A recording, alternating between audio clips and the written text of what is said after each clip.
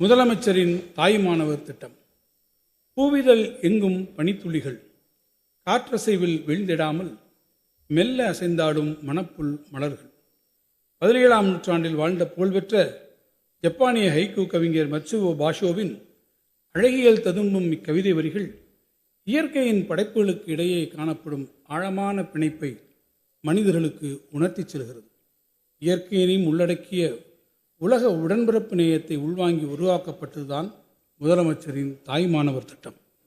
திட்டத்தின் கீழ் தற்போது மிகவும் வறிய நிலையில் வாழ்ந்து கொண்டிருக்கும் கடைக்கோடி ஏழை குடும்பங்களையும் கண்டறிந்து அவர்களின் வாழ்க்கை தரத்தை முன்னேற்ற அரசு முடிவு செய்துள்ளது.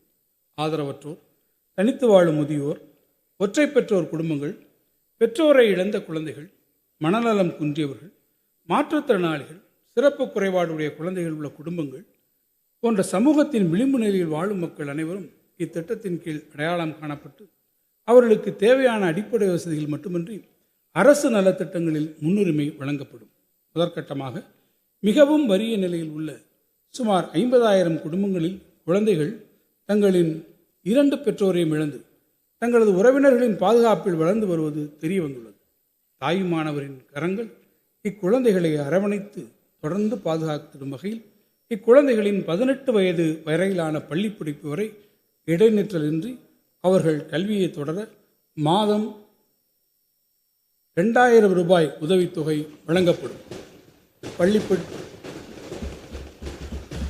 பள்ளி படிப்பு முடிந்தவுடன் கல்லூரி கல்வி மற்றும் உரிய திறன் மேம்பாட்டு பயிற்சிகளும் அவர்களுக்கு வழங்கிட உரிய நடவடிக்கைகள் மேற்கொள்ளப்படும்.